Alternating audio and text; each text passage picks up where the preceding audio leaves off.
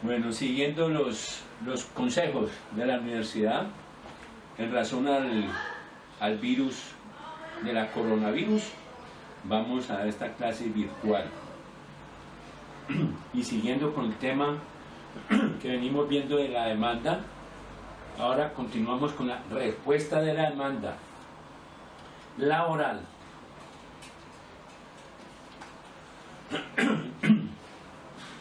La respuesta a la demanda es un medio por el cual la ley le brinda al demandado. ¿Para qué? Para que se pronuncie sobre los hechos, sobre las pretensiones que le ha formulado el actor. Es decir, para que ejerza el medio de defensa. Medio de defensa, se defienda. La demanda la contestará, puede que se allane a los hechos, a las pretensiones, o lo niega argumentando sus razones. El artículo 31 del Código Procesal del Trabajo nos dice cuáles son los requisitos para contestar una demanda, y dice que la demanda se dirige al juez que conoce del asunto, es decir, al juez que inicialmente admitió la demanda mediante auto, quien mediante auto también ordenó la notificación y traslado al demandado. Entonces es él quien recibe o a quien se dirige la demanda. Y esa respuesta a la demanda la cumple por medio, el demandado la cumple por intermedio de su apoderado judicial, o si él es profesional de derecho puede ejercer su defensa propiamente, o puede también otorgar poder a otro profesional. Entonces, los requisitos que debe contener toda respuesta a la demanda lo encontramos, ya dije, en el artículo 31 del Código Procesal del Trabajo, y nos dice: primero, el nombre del demandado, su domicilio y dirección, los de su representante o su apoderado en caso de no comparecer por sí mismo. Nombre, domicilio y dirección. ¿Ello con qué fin? Para que quede plenamente identificado el demandado dentro del proceso, donde se le puede ubicar domicilio, dirección, para efectos de que se requiera una notificación. Entonces quede plenamente el juzgado notificado donde se puede obtener su comparecencia al juzgado. Segundo, un pronunciamiento expreso sobre las pretensiones. Significa que el demandado o su apoderado, de cada pretensión que se formule en la demanda, él tiene que pronunciarse, debe pronunciarse. Por eso dice pronunciamiento expreso de las pretensiones. Si se formularon 3 pretensiones: cesantía, prima e indemnización por despido, sobre cada una debe pronunciarse el demandado. Allí debe indicar si las acepta, o la rechaza, o la admite en forma parcial o total. Y luego otro requisito: un pronunciamiento expreso y concreto sobre cada uno de los hechos de la demanda, indicando los que se admiten, los que se niegan y los que no le constan. Sobre cada uno de los hechos de la demanda tiene que pronunciarse el demandado. Tiene, anunciando si lo admite, o sea, si lo acepta, o anunciando que lo niega o que no le consta. Sobre estos dos últimos requisitos, o sea, no le consta o le niega, dice el mismo artículo 31 en su numeral tercero que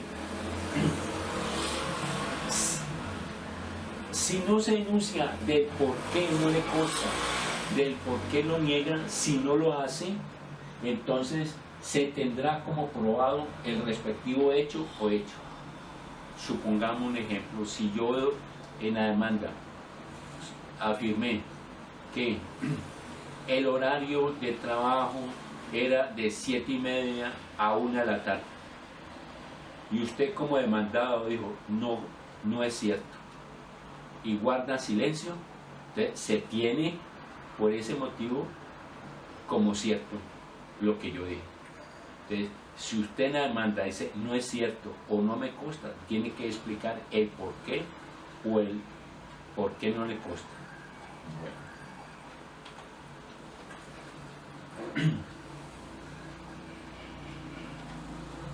Los hechos, fundamentos y razones de derecho de su defensa. Los hechos.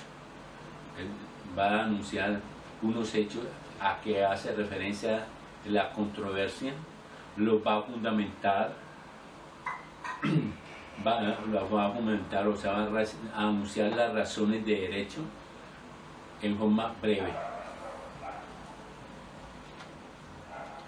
Dice, la petición en forma individualizada y concreta de los medios de prueba. Es decir, en la demanda usted va a anunciar qué medios de prueba va a utilizar para defenderse, para probar sus afirmaciones, para probar que lo que está aduciendo el demandante no es cierto. Entonces las pruebas que usted va a poder utilizar, como verá en materia probatoria después, puede ser documentos, declaraciones de testigos, interrogatorio de parte, prueba pericial. Entonces allí, con esas pruebas, usted va a refutar probatoriamente lo que aduce el actor. Sobre estos medios de prueba ha dicho la Corte, o dijo la Corte, en sentencia del 10 de mayo de 1991, que las pruebas no se pueden mencionar en forma general. Por ejemplo, si presentaré prueba documental, testimonial, pericial. No, tiene que ser individualizada.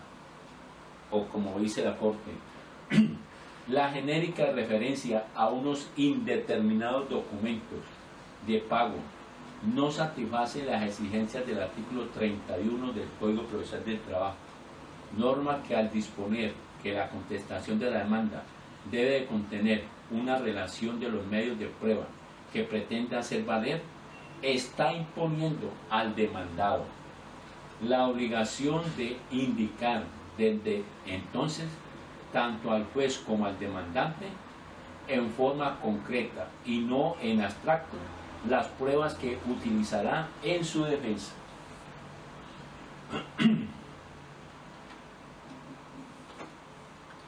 Otro requisito de la contestación de la demanda, las excepciones que pretendas reformular la parte demandada, ya sean excepciones previas o excepciones de mérito de fondo. Entonces, dice el artículo, en el mismo escrito de demanda, en capítulo especial, el demandado podrá formular excepciones previas o excepciones perentorias, las puede formular en el mismo escrito, no en escrito separado, sino en el mismo escrito de demanda. Y esas excepciones las deben fundamental a través de razones de hecho y de derecho. Esas excepciones, las excepciones previas no las encontramos en el Código Sustantivo del Trabajo y menos en el Código Procesal del Trabajo, menos en el Código Procesal. Esas excepciones las encontramos en el artículo 100 del Código General del Proceso. El Código Procesal del Trabajo no hace referencia a ninguna excepción previa. ¿Qué anexos de la demanda, qué anexos se deben acompañar con la demanda? Lo dice el artículo 18 de la Ley 712 del 2001. Dice, el poder, si no obra en el expediente. El poder, si no obra en el expediente. ¿Qué significa eso? Porque usted como abogado puede que su poderante le haya conferido por él, ¿para qué? Para que inicialmente se notificara y recibiera el traslado de la demanda. Cuando usted presenta el poder al juzgado para efectos de recibir la notificación y traslado de la demanda, ese poder queda allí. Entonces, al contestar usted la demanda, como abogado de su poderdante, no necesita aportar el poder. ¿Por qué? Porque ya está allí. Segundo, las pruebas documentales pedidas en la contestación de la demanda y los documentos relacionados en la demanda que se encuentran en su poder. Aquí hay dos eventos. Documentos que se encuentran en su poder. Entonces, documentos que, si son materia de la controversia, los debe presentar usted. Si, por ejemplo, si usted tiene un documento donde haya pagado una obligación, una cesantía al final del contrato, o haya consignado la cesantía, el comprobante de la consignación, etcétera, etcétera, los debe de aportar allí. ¿Por qué? Porque usted los tiene en su poder. Y el otro, los documentos relacionados en la demanda que se encuentren en el poder. Hay eventos en que el demandante, en su demanda, relaciona una serie de pruebas, anunciándolas que usted las tiene como demandado. Y al tenerlas usted, entonces usted queda obligado a presentarlas con la respuesta a la demanda.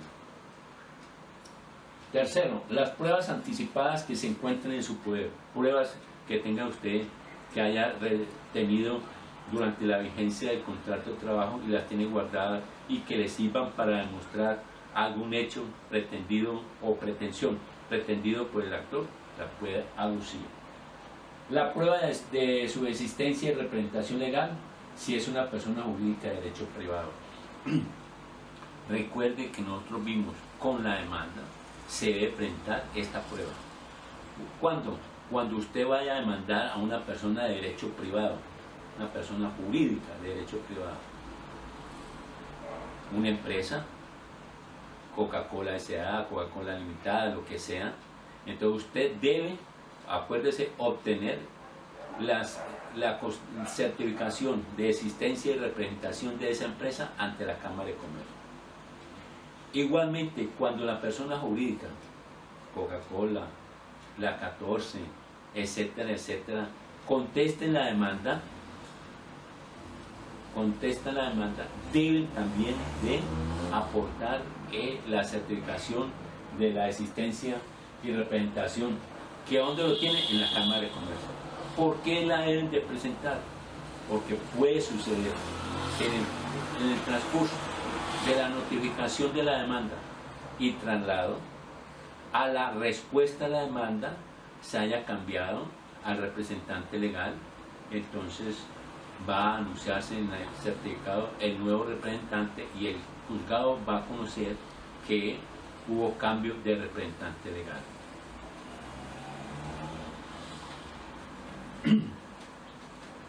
Cuando el demandado no contesta la demanda, dice el artículo 18 de la ley 712 del 2001, dice, se entenderá como indicio grave cuando no la contesta, indicio grave en contra del demandado. Y eso nos podemos consultar en la sentencia del 30 de marzo del 2006, radicación 26336. Control sobre la contestación de la demanda. Nosotros vimos que frente a la demanda, el juez también hace un control frente a la demanda. Aquí, frente a la contestación de la demanda, igualmente, el juez hace un control frente a la respuesta a la demanda. ¿Qué hizo quién? El demandado. Y ese control, ¿a qué se refiere? A que si no reunió los requisitos de la respuesta a la demanda, que ya lo vimos, contenido en el artículo 31, o que no se acompañaron los anexos que exige la ley, o que en ese caso el juez mediante auto inadmite la respuesta a la demanda y le concede al demandado 5 días. ¿Para qué? Para que subsane los defectos que el juzgado en el auto le indicó. Recuerden muy bien que el auto o ese pronunciamiento del juez, al admitir la respuesta a la demanda, se lo notifican por estado. Usted como abogado del demandado debe estar pendiente, debe de estar pendiente, por si acaso el juez le inadmite la demanda.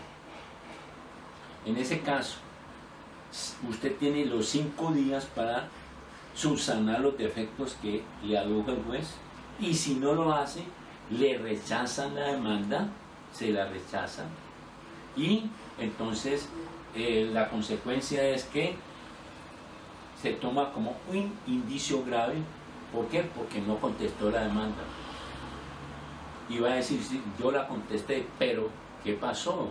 Usted no cumplió con la corrección de la demanda que le adujo el juzgado en su auto, y no lo cumplió dentro de los 5 días. Y por eso el juzgado se la rechazó, y por ello su actitud se toma como indicio grave. Dijimos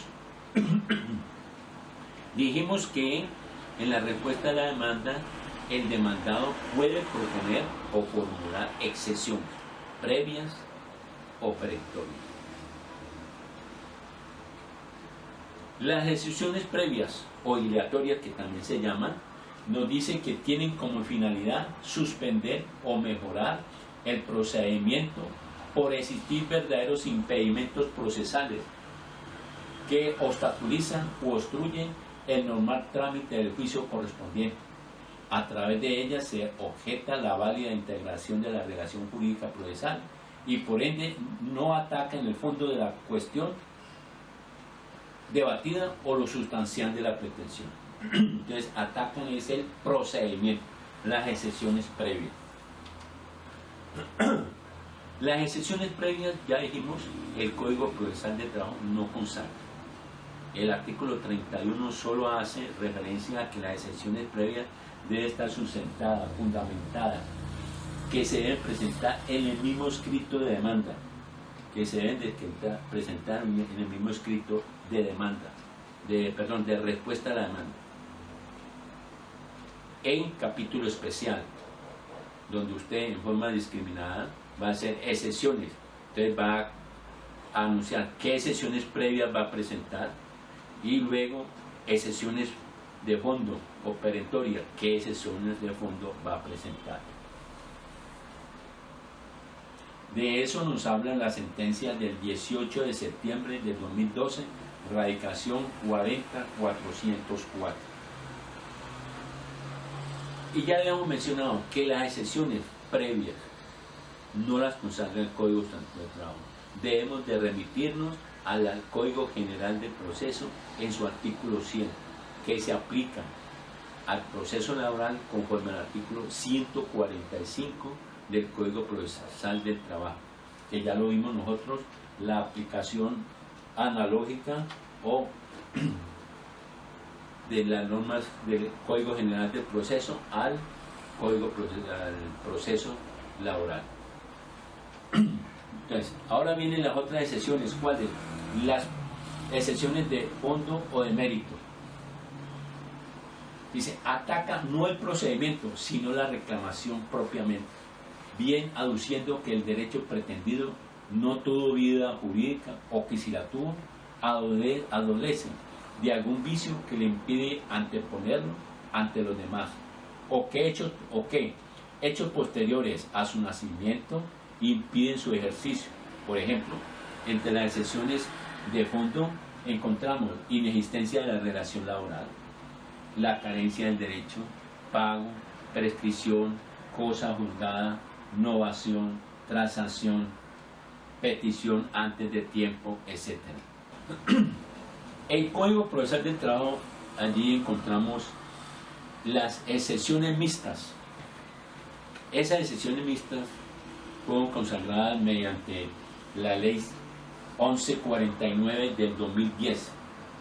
Y las excepciones mixtas son aquellas que por su naturaleza, son aquellas excepciones que por su naturaleza son excepciones de fondo, pero la ley le permite al demandado formularlas como previas.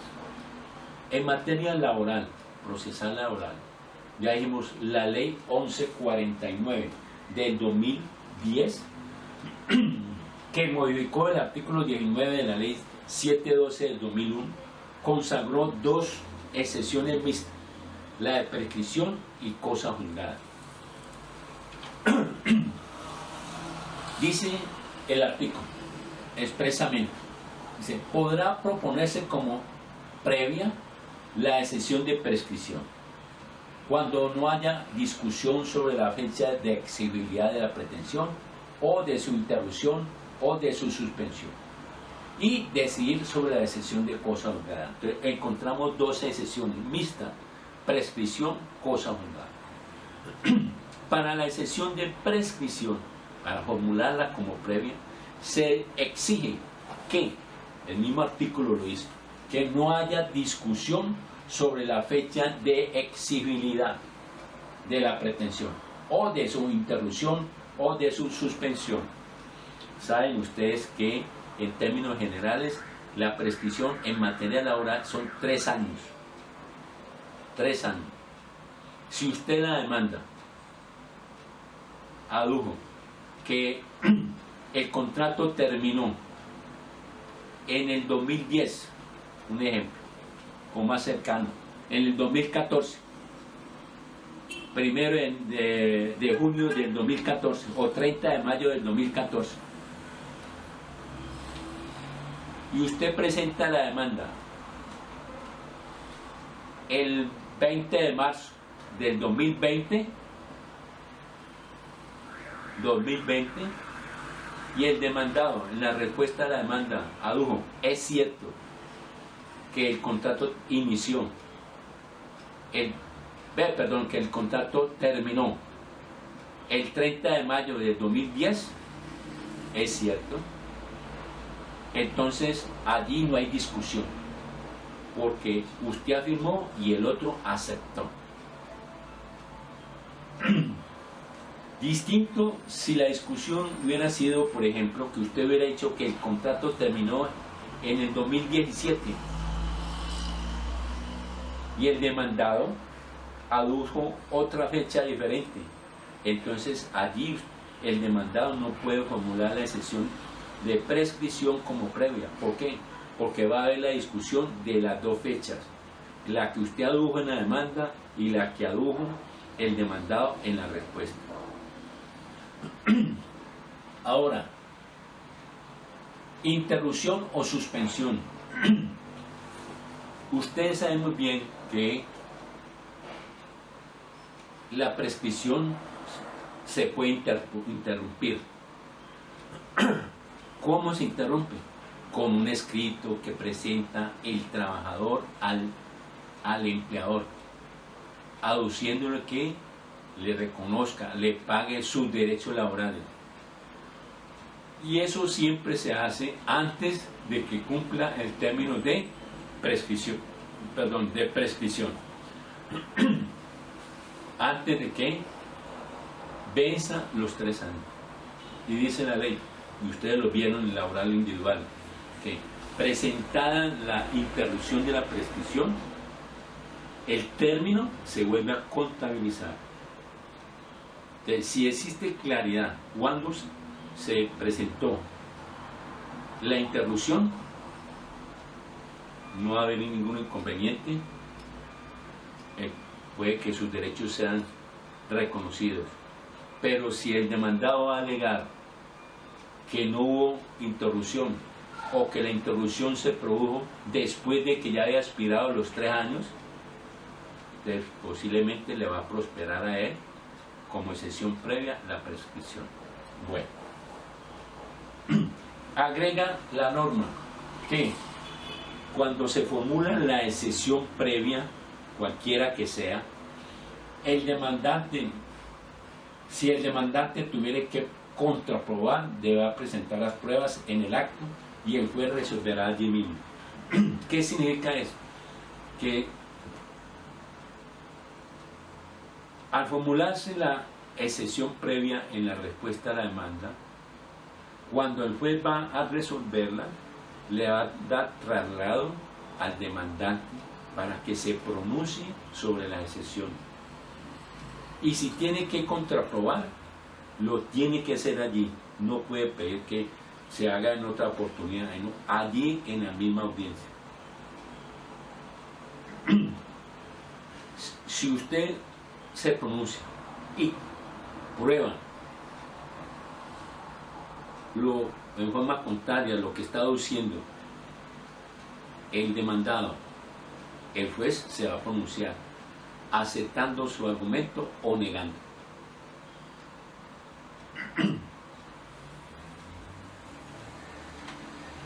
Bueno, ¿cuándo se deciden las excepciones previas? Las excepciones previas se deciden en la audiencia obligatoria.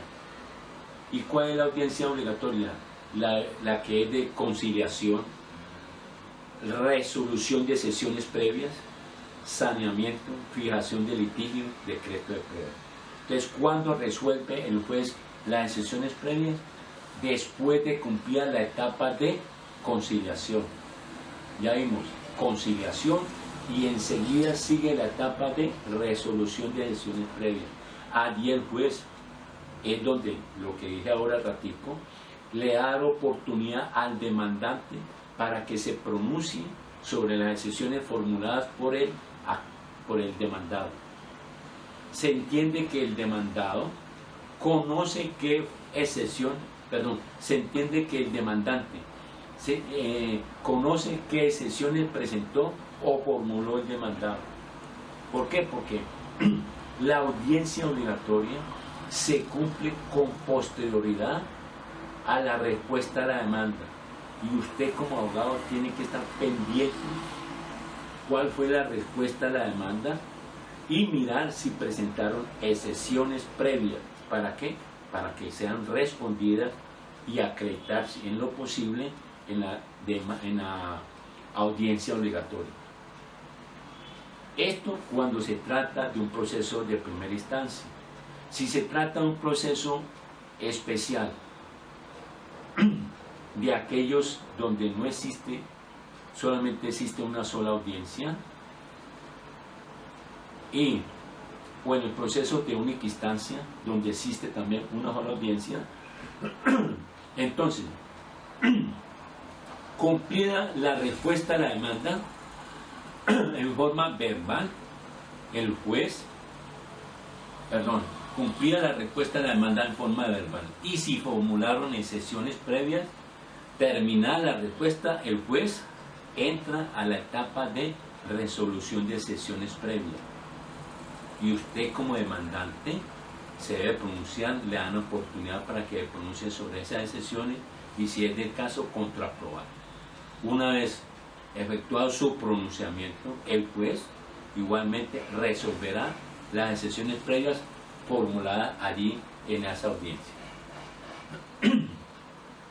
En cuanto a las excepciones perentorias o de fondo, estas se resuelven es con la sentencia.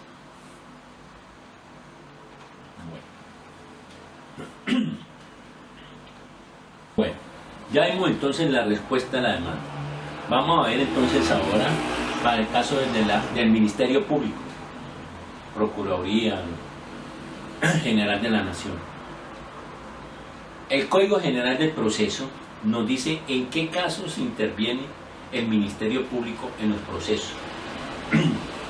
Y el Código Procesal de Trabajo también nos dice en qué casos interviene el Ministerio Público en los procesos. En materia procesal laboral encontramos artículos 16 y 74, que fueron modificados luego por los artículos 11 y 38 de la Ley 712 de 2001. E igualmente lo encontramos en el artículo 76. El artículo 46 del Código General del Proceso nos dice que el Ministerio Público interviene en los procesos en la jurisdicción ordinaria. Primero dice, intervenir en los procesos en que sea parte la nación o una entidad territorial. O sea que cuando se demanda a la nación, al municipio, al departamento, etcétera, etcétera, debe intervenir el Ministerio Público. De esa demanda se le debe traslado al Ministerio Público para que se pronuncie. Igualmente, el Ministerio Público, lo dice el artículo 46 del Código General del Proceso, dice rendir concepto que no será obligatorio en los casos de allanamiento a la demanda, desistimiento o transacción por parte de la nación o una entidad territorial. Debe rendir un concepto cuando la nación o una entidad territorial que son demandadas se allanen a la demanda, aceptan todo. Otro, rendir concepto en el trámite de los exceptos consulares.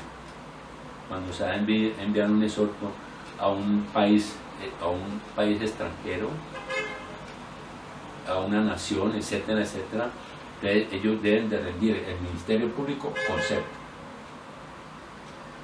Y agrega en su parágrafo, dice, el Ministerio Público intervendrá como sujeto procesal especial con amplias facultades, entre ellas la de interponer recursos, emitir conceptos, solicitar nulidades, pedir, aportar y controvertir pruebas.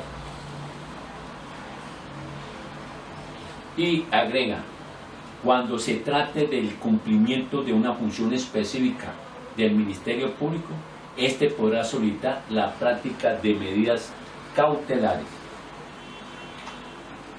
Bueno. La Agencia Nacional de Defensa Jurídica del Estado.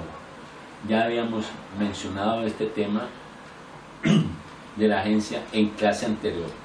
Y de esta agencia lo encontramos en el Código General del Proceso, artículos 610 a 612. Y nos dice que la Agencia Nacional de Defensa Jurídica del Estado debe intervenir en los procesos laborales donde sea demandada la nación, las entidades descentralizadas o donde se encuentren involucrados intereses litigiosos de la nación. Debe intervenir. Y dijimos en clases pasadas que tanto para el Ministerio Público y para la Agencia Nacional se le debe notificar por correo electrónico, que ellos deben de tener para efectos de la notificación. Traemos a colación una respuesta a la demanda en forma sencilla. Dice, juez primero laboral de circuito. Entendemos que el juez primero laboral es el que conoció de la demanda, es decir, que dictó el auto admitiéndola, dictó en ese mismo auto, ordenó, perdón, en ese mismo auto la notificación y traslado de la demanda. Entonces la respuesta se la dirigimos a ese juez. Entonces, el juez laboral de circuito, colocamos allí la referencia, proceso ordinario laboral, demandante Pedro Mármol Mandrake, demandado Industria Perro Caliente Limitada. Vamos a dar respuesta al ejemplo o al modelo de demanda que trajimos cuando vimos la demanda.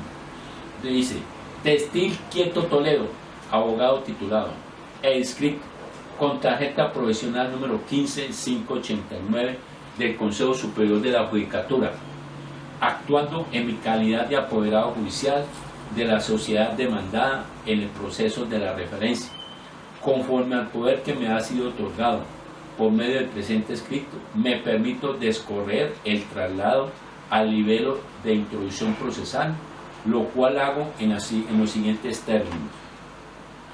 A las pretensiones. Me opongo a todas y cada una de las declaraciones y condenas planteadas en la demanda y en consecuencia solicito se sirva a absolver a la empresa demandada que represento. Aquí le parecerá extraño a ustedes que se hace en términos generales.